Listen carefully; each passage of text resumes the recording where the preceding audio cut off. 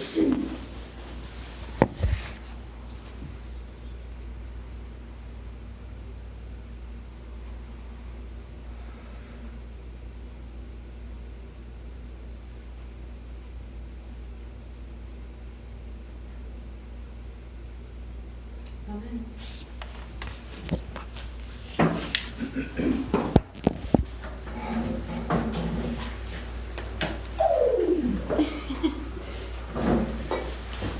That's so cute.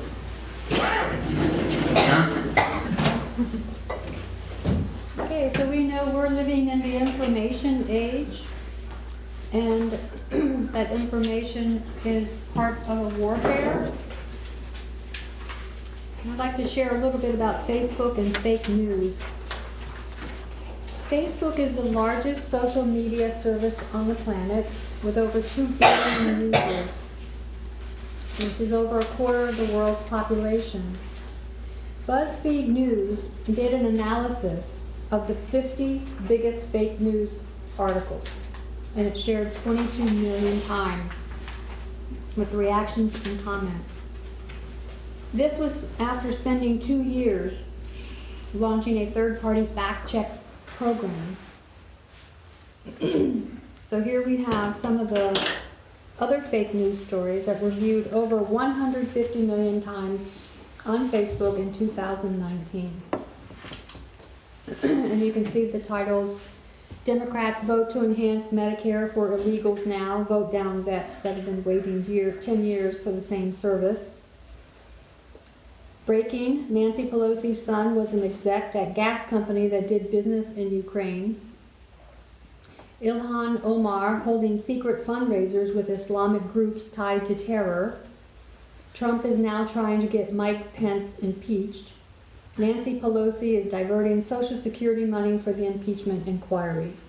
These were just the 5 out of 100 different fake news stories that were shared on Facebook in 2019, and it's over 150 million times.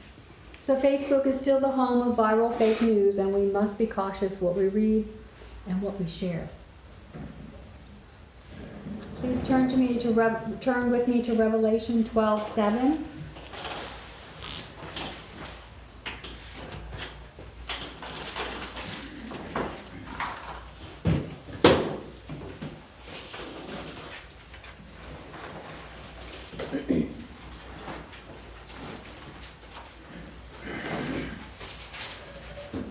And there was war in heaven. Michael and his angels fought against the dragon, and the dragon fought and his angels, and prevailed not. Neither was their place found any more in heaven. And the great dragon was cast out, that old serpent called the devil and Satan, which deceiveth the whole world. He was cast out into the earth, and his angels were cast out with him. So we see what was the mode of warfare here, and was this a hot war? And as we know, it was not a hot war. It was an information war, a propaganda war, and a psychological war. So here we have the alpha of information war.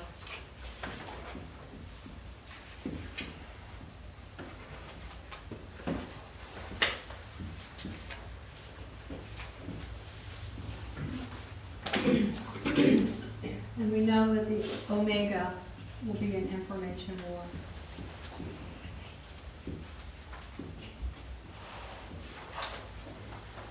And that includes propaganda and psychological. So from the end, from the beginning, we know where we're headed. We know where we are. 7MR, page 63.2. The influence of mind on mind, so strong a power for good when sanctified, is equally strong for evil in the hands of those opposed to God. This power Satan used in his work of instilling evil into the minds of the angels, and he made it appear that he was seeking the good of the universe. As the anointed cherub, Lucifer had been highly exalted. He was greatly loved by the heavenly beings, and his influence over them was strong. Many of them listened to his suggestions and believed his words. And then she continues with Revelation 7. Cast out of heaven, Satan set up his kingdom in this world, and ever since he has been untiringly striving to seduce human beings from their allegiance to God. He uses the same power that he used in heaven, the influence of mind on mind. So everything we know for our time, we find in the increase of knowledge. And if we're going to look at the mode of warfare that is on our line, we need to go back to the time of the end, which is 1989. 1989 was a big year. It was a milestone year. It was the major invention of the World Wide Web, and that was the biggest milestone in the information age. It actually brought it about. In Time magazine, they actually published a book in 2009 about the year 1989. And it was they did have an article, of course, about Tim Berners-Lee, who was working at CERN, which is Europe's particle physics lab in Geneva, and the internet was just beginning to emerge as a commercially available service. But it lacked standardized systems for formatting, storing, locating, and retrieving information.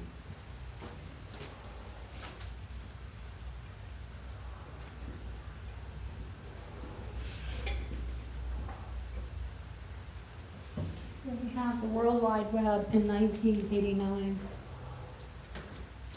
Now we've had computers, they've been around since World War II, but they could not talk to each other. They were not connected. So the first time computers were joined was in 1969, which was called ARPANET.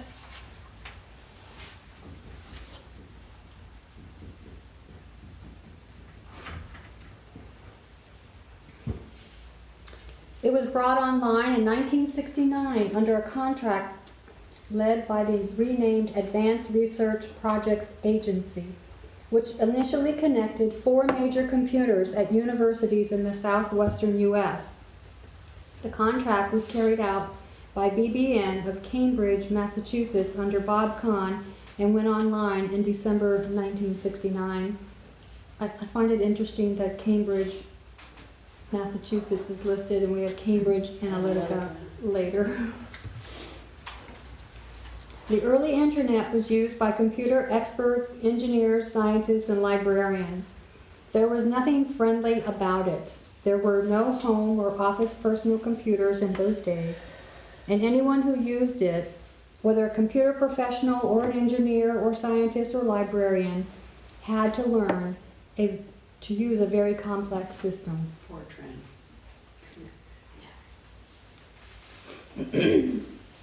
What the network lacked was a standard systems for handling information, and this is what Tim Berners-Lee did. This is more about the internet than the internet itself. It's how information works across the internet. Here's a quote from the article. Like many people, I was completely unaware at the time of these historic developments. The web first came to my attention in early 1993 when Mark Andreessen and Eric Leina released their graphical browser called Mosaic. It is hard to evoke the stunning impact Mosaic had on the community of internauts who until that time were accustomed to text-based tools and keyboard navigation for retrieving content. The addition of imagery and magazine-like layout transformed the internet into a gigantic publishing vehicle, an information creation engine. Interesting, publishing. And what anybody can publish now. Mm-hmm. Their thoughts, their opinions, good things, bad things, it's all out there. So this is what's happening from 1989 into the early 90s, and we're going through our increase of knowledge at the same time they're turning the internet into a system of gigantic information creation machine. Continue with the quote. It was as if a new guild based on new technology had been created in the Middle Ages.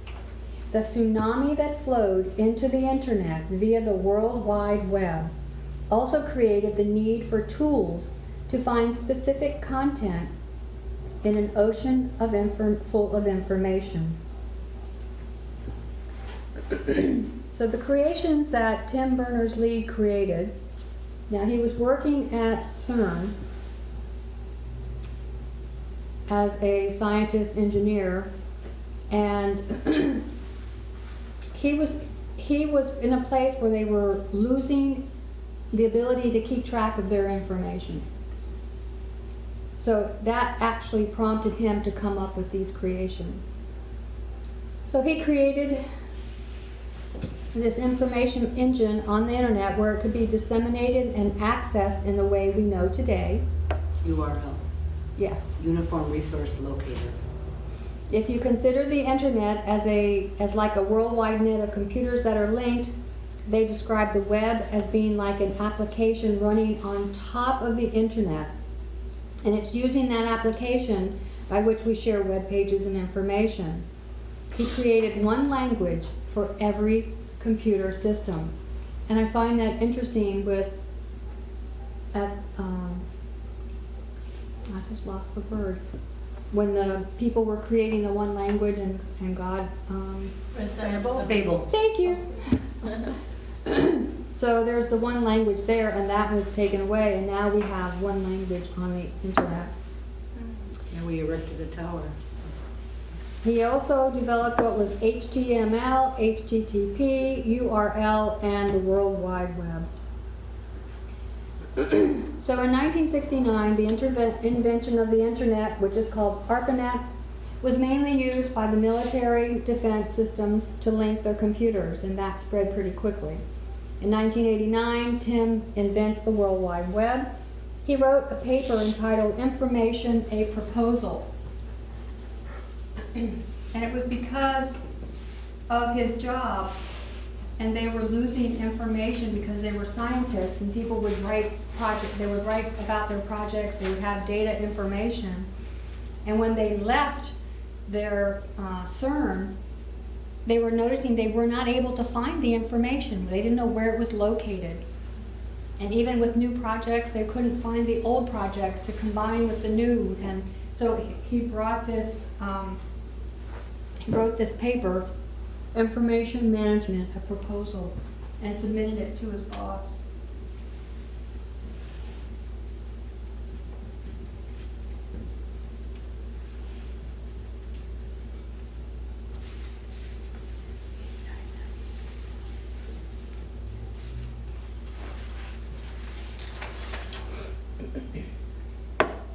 This happened on March 12, 1989.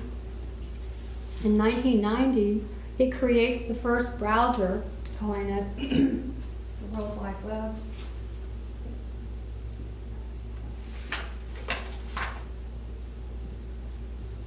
First browser. In 1991, he released the browser, first time, to research institutes and then to the general public.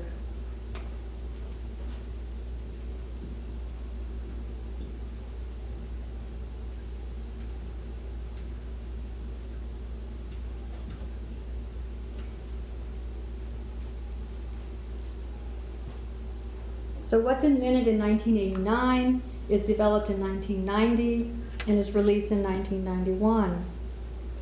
We can see this history in three different ways: the fall of the Soviet Union, the increase of knowledge for us, and as the invention and development of the World Wide Web.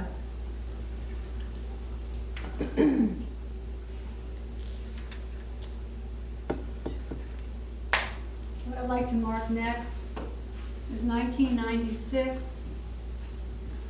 Oops.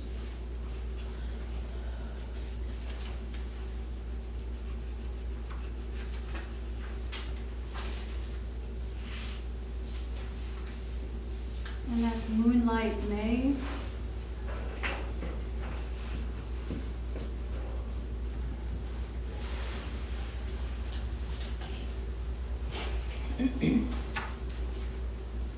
A New York Times article wrote in 2016 about the hacking of the DNC in 2016. The United States had 2 decades of warning that Russia's intelligence agencies were trying to break into America's most sensitive computer networks, but the Russians have always managed to stay ahead. That sentence takes you to 1996, where it says 2 decades of warning. So from 2016 to go back 2 decades, it's 1996, which connects to Moonlight Maze. Their first major attack was detected on October 7th, 1996, when a computer operator at the Colorado School of Mines discovered some nighttime computer activity he could not explain. The school had a major contract with the Navy, and the operator warned his contacts there. Investigators gave it a name, Moonlight Maze, and spent 2 years, often working day and night, tracing how it hopped from the Navy to the Department of Energy to the Air Force and NASA. In the end, they concluded that the total number of files stolen, if printed and stacked, would be taller than the Washington Monument. Whole weapons designs were flowing out the door, and it was the first taste of what was to come, an escalating campaign of cyber attacks around the world. So was this cyber attack to take down infrastructure? No, it was for information. All they wanted was designs about weapons. Our next waymark on the line of information is September 11th, 2001. We're going to take a look at the Patriot Act, what it was for, and what was done under the Patriot Act. This act was passed 45 days after 9/11 in the name of national security. I'm going to read a quote from George Bush on October 26, 2001, as he signed the Patriot Act into law. Surveillance of communications is another essential tool to pursue and stop terrorists. The existing law was written in the era of rotary telephones. This new law that I sign today will allow surveillance of all communications by terrorists, including emails, the internet, and cell phones.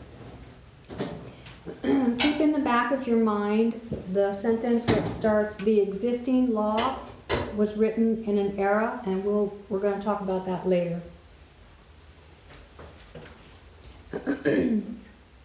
Senator Russ Feingold, the day before Bush signed the act into law, said, "The administration's proposed bill contains vast new powers for law enforcement, some seemingly drafted in haste, and others that came from the FBI wish list that Congress had rejected in the past."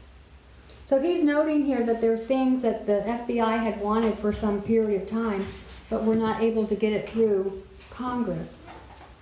But after 9/11, it gave them the opportunity because of the fear that the attacks had generated, and enabled them to get their wish list through. So, October 26, 2001, the Patriot Act is signed into law. George Bush said this act was for surveillance of communication, for the accessing of personal information. But worth noting is that the information to be collected is online, on the internet.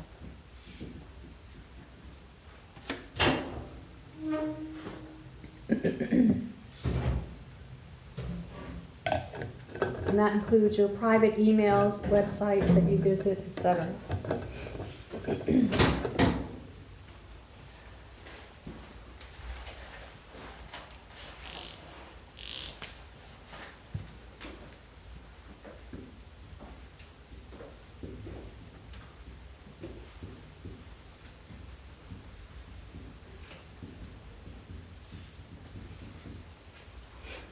There was an interesting article written by Nancy Chang, a senior litigation attorney for the Center of Constitutional Rights. The Patriot Act launched a three-pronged assault on privacy. First, it granted the executive branch unprecedented and largely unchecked surveillance powers, including the ability to track email and internet usage. Second, the Act permits law enforcement agencies to circumvent the Fourth Amendment's requirement of probable cause. So under the Constitution, they need a reason to access your personal information. That no longer exists at the time of this writing. Third, the Act follows for the sharing of that information between criminal and intelligence operations, thereby opening the door to a resurgence of domestic spying under the CIA. The Patriot Act is used against terrorism, but their definition of a terrorist is an enemy of the state, and that's a very broad definition. In fact, it's so vague and expansive, it can pretty much include organizations like Greenpeace, government protesters, anti-abortionists, environmental activists. Anyone that is seen as a danger to the state can be labeled as a domestic terrorist. Wow, when you think about, no, never mind, I'll make my comment quiet. Who's the main one here against the state? But what they have used the Patriot Act to do 99.99% of the time has not been for terrorism. In fact, in an internal audit around 2014, they acknowledged that the Patriot Act had not thwarted to help a single terrorist attack within the United States. It had, though, been useful on the war on drugs, so it was not used for what they originally described it and signed it into purpose for.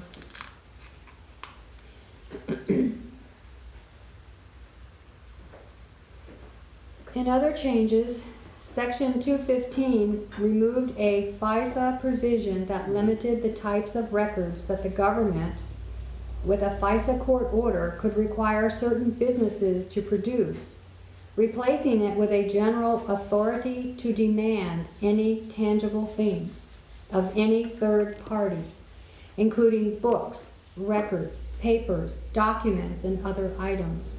This section also imposed a gag order that generally prohibited third parties from disclosing the fact that the FBI had sought or obtained such things. So basically this means any business or organization, your accountant, your financial advisor, your bank accounts, your credit card accounts, your telephone, can be presented with an NSL letter, basically a subpoena, and they are required to provide every bit of information that they have on you without providing any proof that those items are actually needed for an investigation. The receipt of such a letter from the NSA is to remain a secret. You're not to talk about it or share with anyone that you received that letter. And if you notify the person that you had provided the information, you could be fined and jailed. What they did to be able to circumvent the requirement of a court order that's found in the Fourth Amendment of the Constitution, because these things are not to be done without a court order and showing probable cause and a reason as to why they need your information. So they created a secret intelligence court where they could technically get a court order. So going back to look at this court that was created, it's called the FISA Court. It's the Foreign Intelligence Surveillance Act. Is a bill that they passed. It passed in 1978, but FISA was actually established in 1979 as an operational. It's actually known as FISC, and it came from FISA. So FISA is the act, and FISC is the court. The Foreign Intelligence Surveillance Court, Foreign Intelligence Surveillance Act, 78-79.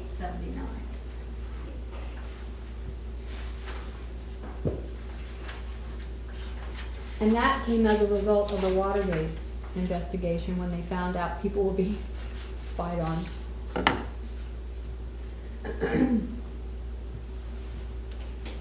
From 1979 to the date 2017, the court has approved 40,668 government applications.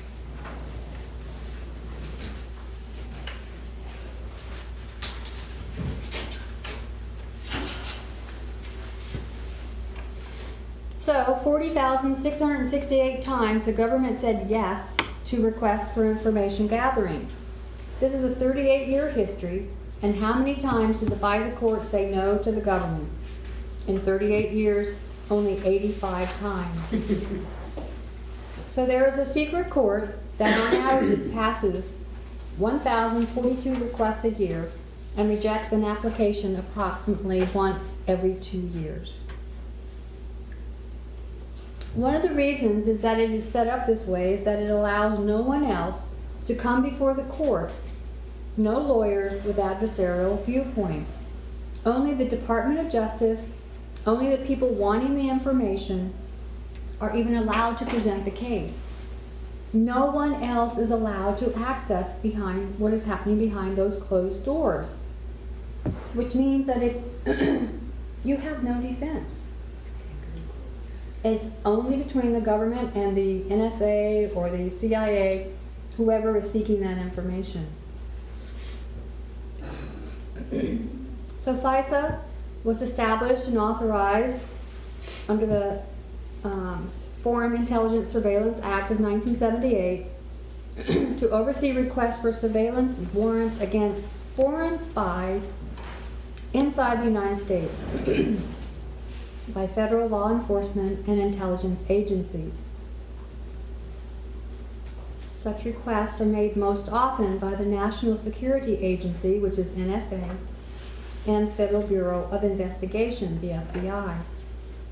Congress created FISA and its court as a result of the recommendations by the U.S. Senate Church Committee as a result of Watergate. The FISA court is a tribunal established in 1978 that decides whether to approve wiretaps, data collection, and government requests to monitor suspected terrorists and spies. It's near the White House. I think it's moved. It's not on Constitution Avenue anymore. Officials won't say exactly where the FISA courtroom is located in the bunker-like complex. It's so secretive. The room is tightly sealed to prevent eavesdropping. So how does the FISA court work? There's 11 district judges. They serve on a rotating basis, usually one time a week. And all the judges have a maximum term of 7 years. Only one person has the power to appoint the judges, and that's Chief Justice of the United States, John Roberts.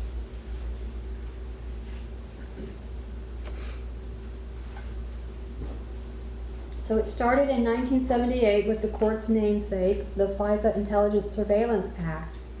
And that act was enacted to authorize the electronic surveillance to obtain foreign intelligence information.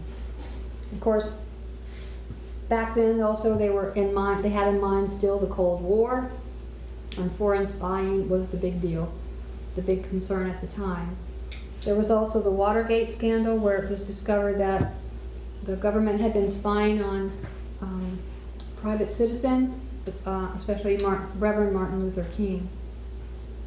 The controversy over FISA blew up in 2013 when Edward Snowden revealed a secret court order approving the mass collection of metadata from telecom giant Verizon and internet companies such as Apple, Facebook, Google, Microsoft, and Yahoo. That led to heated debate in the limits of privacy and due process. The FISA court does hear challenges, though. In 2013, Yahoo scored a win when FISA ruled that the government must publish court papers from 2008 detailing Yahoo's objections to releasing users' data without a warrant. But there are other reasons FISA court has come under fire. Because it's closed off from the public, and it only hears the government side, so some say the court basically just rubber stamps any requests from the government. There's no oversight. It's a closed system. The Patriot Act, Section 216, permitted the use of pen and trap devices and pen registers which record the source and destination, respectively, of calls made to and from a particular telephone to monitor electronic communications, understood to include email and web browsing. Court orders for such surveillance do not require probable cause, but only a certification by the government that the evidence sought was likely to be relevant to a criminal investigation. Finally, to allay the concerns of legislators who had questioned the constitutionality of some provisions, Section 224, titled Sunset, stipulated that 16 sections and 2 subsections of the Act would cease to have effect on December 31st, 2005.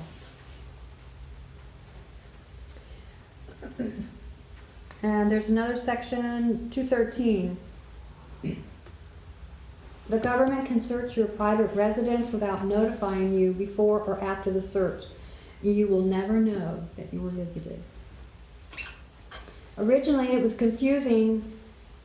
I tried to read some of the Patriot Act myself, and the way they write it and the way they amend things is mind-boggling to try and understand this whole thing. And it's much clearer to understand now because of what we know, because of the past, and what Snowden has brought out.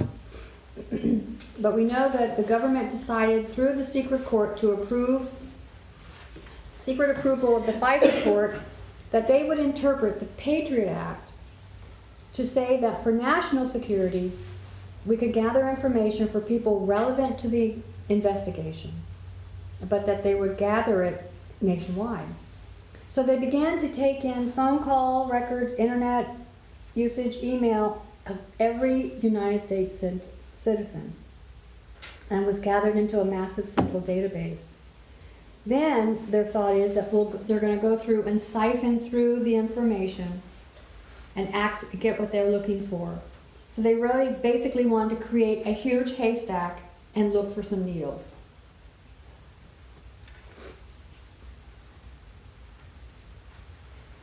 Congressman John Sensenbrenner is the principal author of the Patriot Act. He has said, quote, "I can say that without qualification, Congress never did intend to allow for bulk collections when it passed Section 215, and no fair reading of the text would allow this program." So the people who wrote the Patriot Act never expected the government to do what it did. Now, one thing worth noting is that the Patriot Act of 2001 originally began as not permanent. It had provisions in it that would, what they call sunset, would expire. And I'm not going to go through all of the dates here, but you can see in your notes that there were repeated revisions of permanent sunsets were changed. Parts of the Patriot Act were changed from temporary to permanent. They had different dates of renewing it, different sunset dates. They were all the way up through 2015. The provisions were renewed and signed into law by President Obama.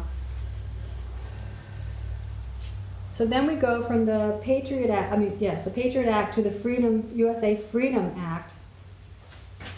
On June 2nd, 2015, Obama signed the Senate-approved USA Freedom Act into law.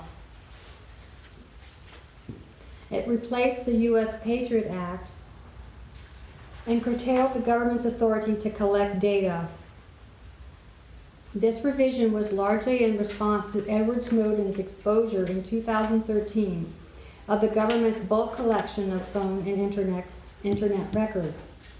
So the USA Freedom Act stipulated that the government can access such data only after submitting public requests to the FISA court. They have the Freedom Act.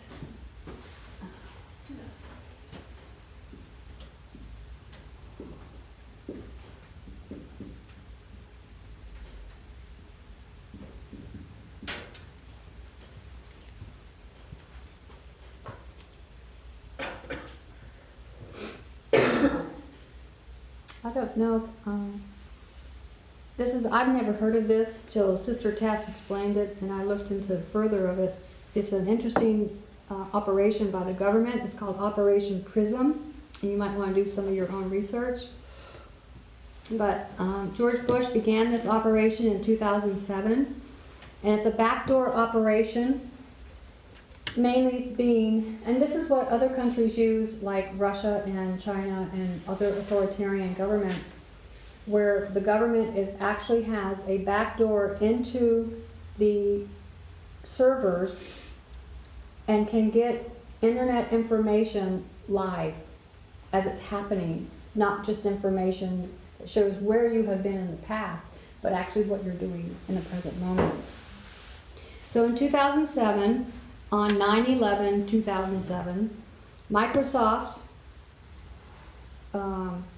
these platforms were affected. Microsoft, Yahoo, Google, Facebook, Paltalk, YouTube, Skype, AOL, and Apple. And this program allowed extensive and in-depth surveillance on live communications and stored information. So everything down to your Facebook messages can now be accessed through a back door. From 2007, these companies claim to not know this backdoor government operation even existed. And Microsoft was the first company to be accessed on September 11th, 2007. They can access your search history, stored data, content of emails, chat information, videos, photos, file transfers, social networking, all without probable cause and all without a warrant. Companies are legally obliged to comply with such requests for users' communications under the U.S. law, but the PRISM program allows the intelligence services direct access to company servers. It was reported in the Washington Post that NSA is tapping into the services of 9 leading internet firms, extracting audio and video chats, photographs, emails, documents, connection logs, and disclosure of the PRISM program occurred when a top-secret court order compelling telecom provider Verizon to turn over the records of millions of customers. And that secret order was leaked to the Guardian newspaper. For the sake of national security, it is clear that the USA Patriot Act has violated the constitutional rights of citizens under the Fourth Amendment regarding the search and seizure of your private information. That the Patriot Act of 2001 relates directly to information in this internet age. So all that has occurred from 2001 and 2014 was made possible by how the powers that be in the U.S. government and the intelligence agencies were able to interpret the Patriot Act. There was a quote by Sandra Day O'Connor when she was visiting Ground Zero at the World Trade Center where it once stood. She said, certainly, she was there shortly after the attack on September 11th. And quote, "We are likely to experience more restrictions on personal freedoms than has ever been the case in this country's history."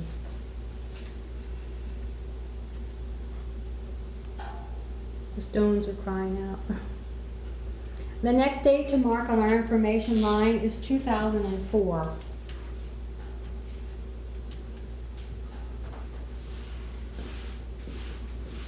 Over past 9/11.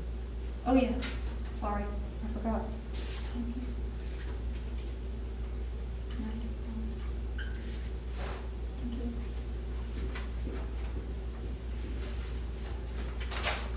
Lisa, it's getting really hot in here. Is it too warm in there? No, it's just right. Just open the door a little and let's just crack the air. Don't open it for her that way. Yeah, there you go.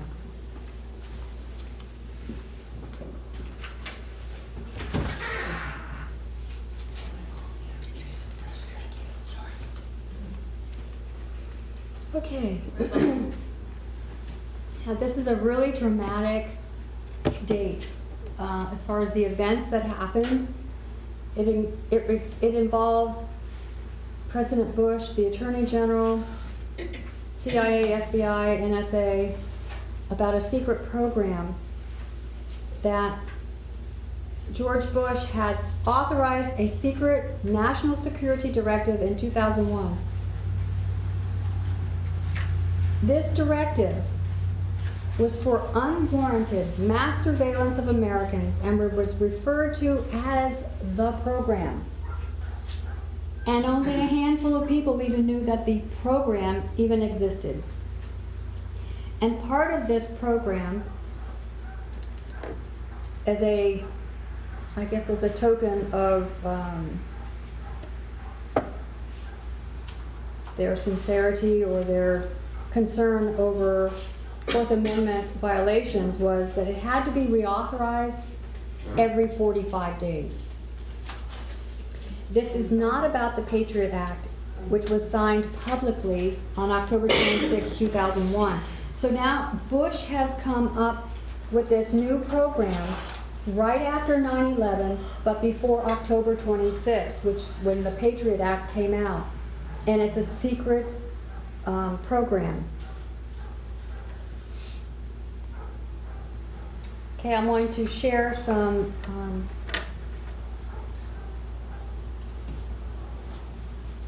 this article from MSNBC about there was a hospital of an event that happened at the hospital with Attorney General Ashcroft.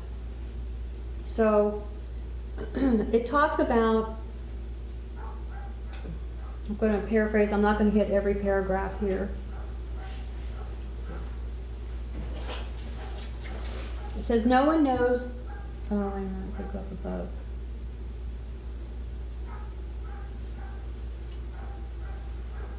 So Comey was interviewed about this event, and they said that no one knows that better than Comey, who nearly resigned after discovering that Bush's own surveillance program had operated outside the law. Comey stayed after Bush agreed to fix the program. His 2004 clash over the Stellar Wind surveillance program with Vice President Dick Cheney famously came to a head in Attorney General John Ashcroft's hospital room and then in the Oval Office.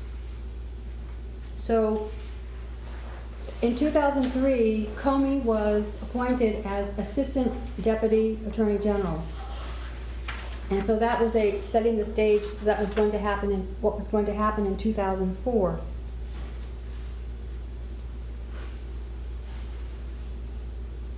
So he was appointed in 2003. Under his supervision, the Justice Department began reevaluating a top secret surveillance and wiretapping program codenamed Stellar Wind, which was operated by NSA and overseen by Vice President Cheney. The program, whose existence was known to only a handful of administration officials, required regular renewal with the Attorney General's signature. A week before the March 11, 2004 deadline for the program's renewal, Ashcroft, Comey, and other department lawyers concluded that the domestic surveillance program was illegal. The next 7 days unfolded like a blockbuster movie, complete with speeding cars through the Capitol, blocked phone calls, an alien protagonist, and a determined man in pursuit of justice. Ashcroft had fallen ill, and he was rushed to the hospital. Comey became the acting Attorney General.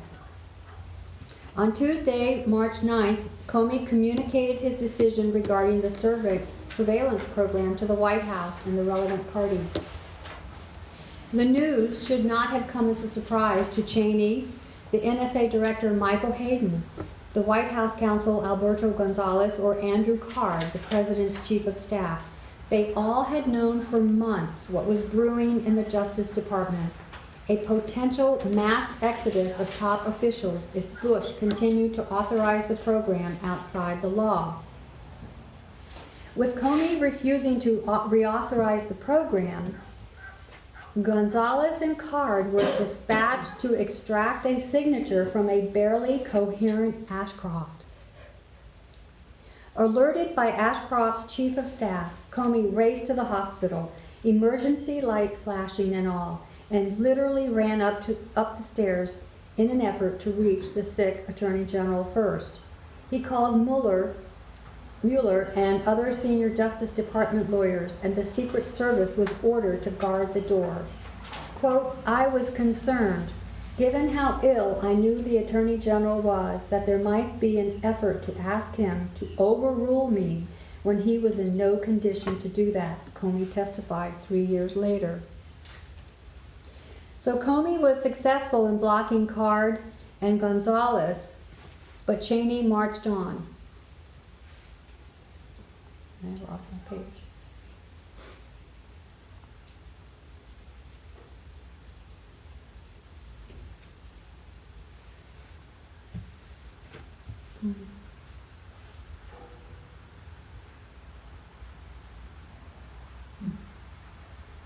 Okay, the next day, Bush signed a directive to keep the program going.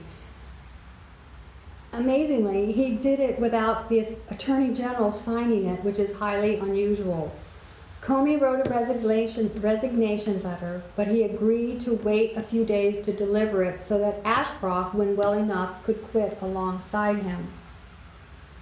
I kind of see this as the battle of Gabriel and the Prince of Persia, yes. And it's that spiritual battle going on in the heavens that's happening here, because things are, I mean, they are really amazing. And there's a very nice documentary on this topic. I'll push on the board later. Bush, however, was still in the dark, and according to an account of the episode in the Washington Post. So after a morning briefing in the Oval Office, Comey then had an opportunity to talk with the president. He informed the president that Mueller was going to resign. But Mueller didn't, and Comey never handed in his letter. Because 7 days later, Bush amended his renewal of the Stellar Wind surveillance program and asked the department to make changes so that it could continue within the law. So what we have here is, in 2004, is 2 men restraining the executive branch and a secret directive put in place before the Patriot Act. So we have a restraint.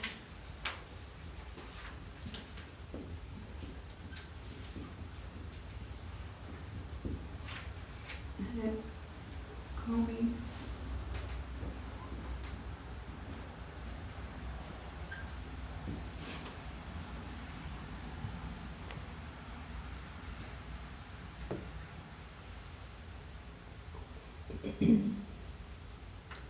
Now, of course, we realize that Mueller and Comey are, we're not suggesting they're perfect men or good men, and that they haven't made mistakes, but it's worth noting the role that they played, because you can see on the line how this information age is developing. And right now, this is the government line of it, because the government gets in on this information collecting. But we have to keep in mind who else is getting into this information collecting later, and it goes on a individual, not government level, but outside the government, which is Cambridge Analytica.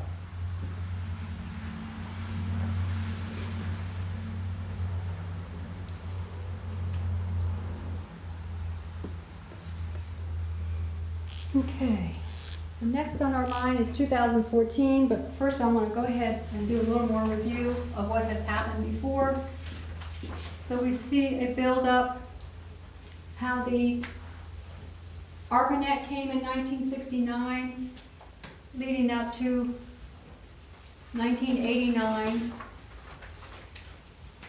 for the invention of the World Wide Web. And in between there, because of what happened in Watergate back in the 1970s, the FISA Court and the FISA Act come into existence, which will then And actually, the Patriot Act is literally an amendment to the FISA Act. It does not stand alone. And the Freedom Act is also an amendment to the FISA Act. So they're all together. So now we have the World Wide Web, we have a browser, and it's released to the public. We have our first cyber attack and an introduction by the Russians. And, we'll see them in 20 years. We have the Patriot Act, but before the Patriot Act, we actually have the secret operation, the program. And this is the restraint that Comey had with restraining Bush from dealing with the program that allowed unlimited warrantless surveillance.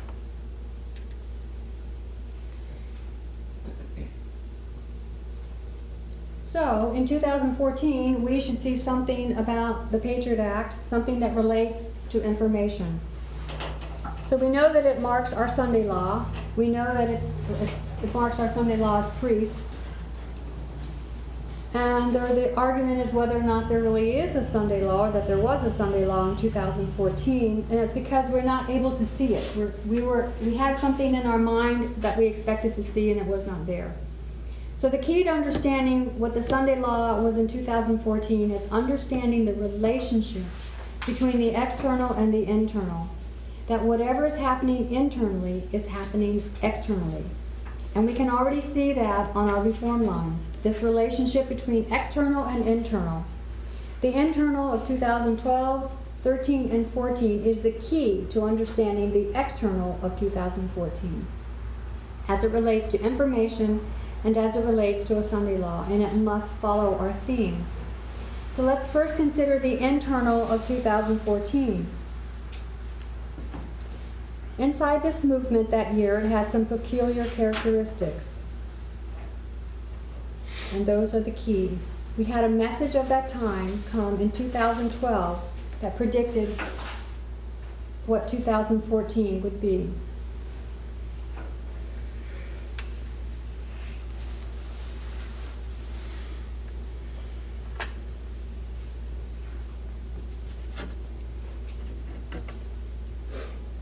First, in 2012, we had the rejection of leadership.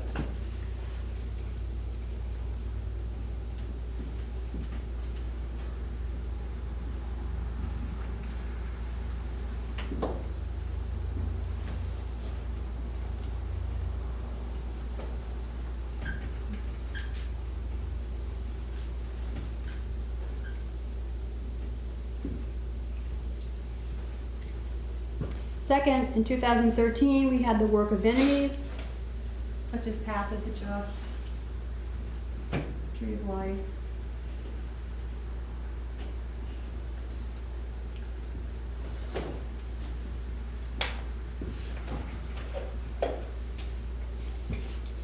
So what we see over this external history of 2012, 13, and 14 is that the Patriot Act is coming up for renewal. Obama ran on the promise that he would repeal the Patriot Act, that it would be discarded. He comes into office and he is forced into it on one level by his intelligence agencies, who say that this is necessary, and he also buys into their argument that the Patriot Act must remain. But he still wants to cut back on it to some extent. By coming up to this history in 2013, what we had is the work of the enemies.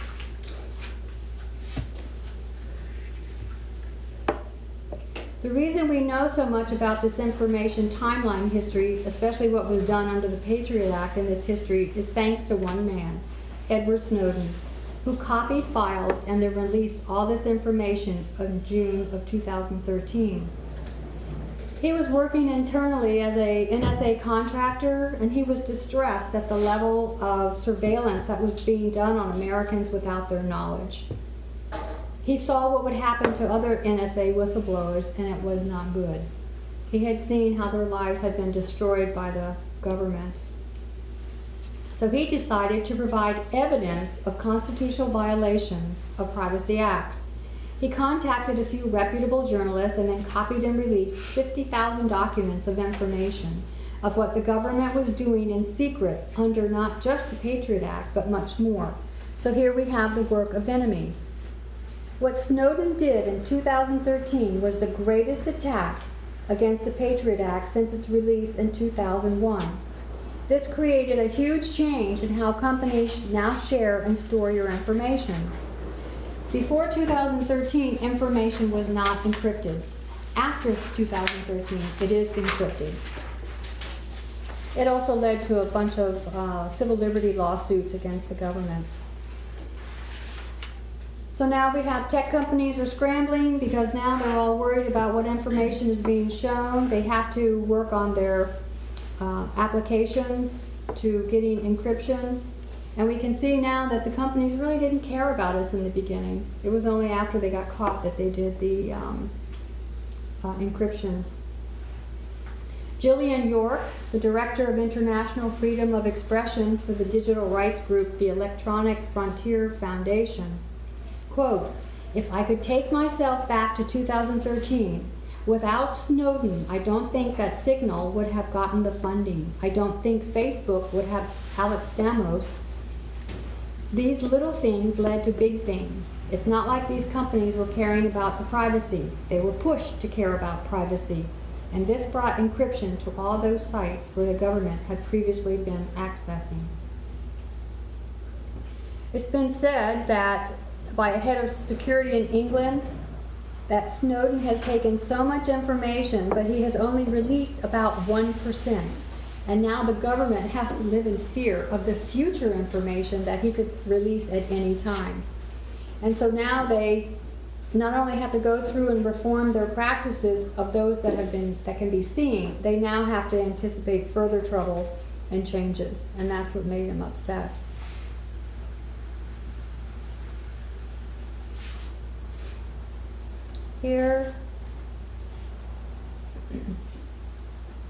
Here's a quote from U.S. District Judge Richard Leon in December of 2013. "The almost Orwellian technology that enabled the government to store and analyze the phone metadata of almost every telephone user in the United States is unlike anything that could have been conceived in 1979 when the Supreme Court case Smith versus Maryland first allowed the government to collect such data." And he said also, "The almost Orwellian program almost certainly violates the Fourth Amendment." So we have 1979, Smith versus Maryland.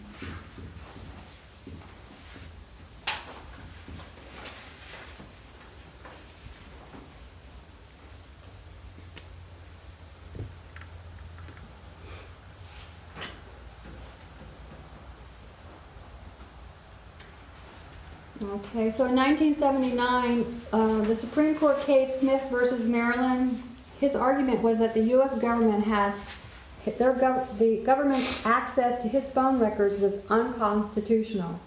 And what is so pivotal about this case, and that even though he lost the case, it pretty much marked the beginning of government collecting similar data of hundreds of millions of people, and now they have a precedent ruling that allows it. So you can trace that collection data back to 1979.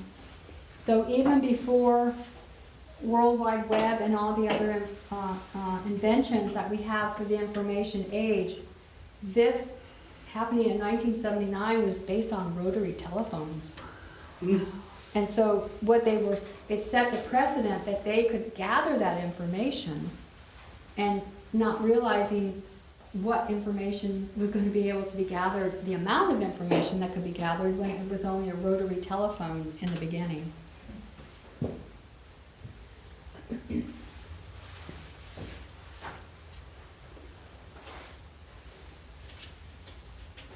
Okay. So 2015, Freedom Act, the USA Freedom Act. So parts of the Patriot Act expired on June 1st. With the passing of the Freedom Act on June 2nd, the expired parts were renewed through December 15th, 2019. In fact, in November 2019, Congress approved another 3-month extension of the expiration date of the Patriot Act. The USA Freedom Act did not make the Patriot Act cease to exist. Because what happened in the Patriot Act is those provisions, those sections of the Patriot Act that were temporary actually became permanent. And of course, all of this is still amendments to the FISA Act from 1978.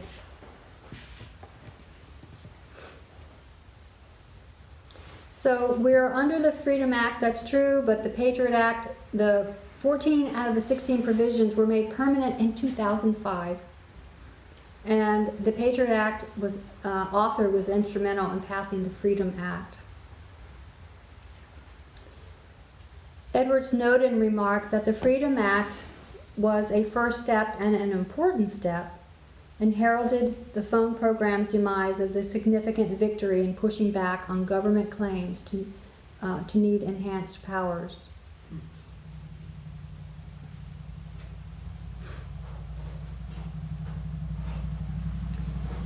So the original, again, Jim Sensenbrenner, the author of the Patriot Act, said a large interest of government, however benevolent they claim to be, is not immune from the simple truth that centralized power threatens liberty. Mm-hmm.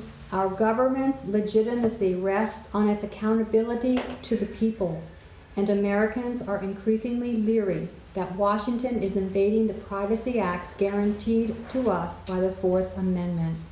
Basically, he's saying it's unconstitutional. And this is what he's saying and arguing in 2014. And this war is going down in 2014 between two opposing factions. The rejection of leadership by Obama in 2012 and the work of enemies by Snowden in 2013. So the USA Freedom Act actually basically gave a compromise to the groups that were fighting among themselves that they would no longer allow bulk data collecting.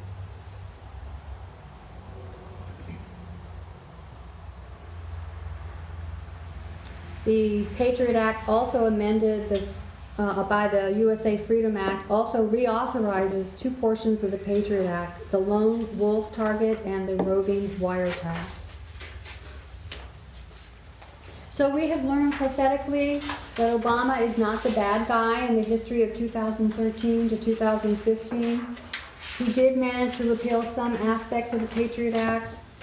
What he did not do is extend our line of information. He is not the one we are to look to for a Sunday law, as a Sunday law cannot come through a Democrat president. It does not come through Obama in this history, and that is the fight in 2014. So what they were trying to do is not bring in the Sunday law. This was a desperate attempt to maintain what they had brought in at 9/11. And the largest defender of the Patriot Act, and who was determined to have it continued in 2014 in its current state, was Mitch McConnell. They wanted to keep what they had. They didn't want to lose any power. So a Democrat president, a majority in the Senate, and Edward Snowden, the work of enemies, makes a Sunday law impossible. So to clarify, 14 portions of the Patriot Act are still in effect, and we are still subject to it, and subject to the USA Freedom Act. But the Freedom Act was a compromise between those who were for and against the Patriot Act. It restricted some aspects of the Patriot Act, and it allowed much of the same behavior, but many feel like it really never changed, that it's actually just another version of the Patriot Act. In May 7, 2015, a federal appeals court ruled that the NSA program of collecting the bulk phone information is illegal. And then a wave of cases began to rise up against the government. And a little bit more about Moonlight Maze is that the future began with Moonlight Maze, and it was the beginning of a new era, and it never has stopped, as we know. So if we mark to 2 years for Russia hacking between 1996 and 2014, it hasn't stopped. So in 2014, we're speaking of hacking that began in 1996, resurfaced in 2014. There was a cyber attack over a 24-hour period of time where unclassified State Department computers were being hacked, and they literally worked for 24 hours in shifts between these Russian aggressors, and it was like a tennis match. One would do one thing and another one would go back to it, and they were battling within the internet system. And this was only for an unclassified State Department files, and they really believe that this was just a practice run for the communists, for the Russians. So the NSA group, they managed to win the battle. They were attacking from the inside, and they were the same ones that ended up hacking in 2016, and they were all Russians. They just wanted to gauge our response to this. So to understand 2014, we'll go back to 1989, where in 1989, Nigel Oakes establishes the Behavioral Dynamics Working Group. This group was formed to study the dynamics of behavior.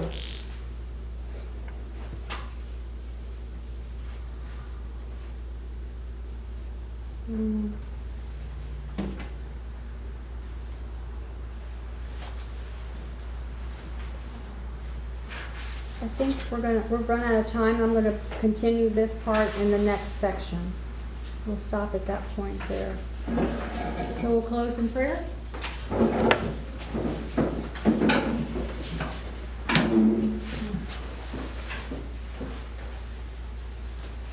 Heavenly Father, we thank you so much for this Sabbath day. We thank you for your blessings.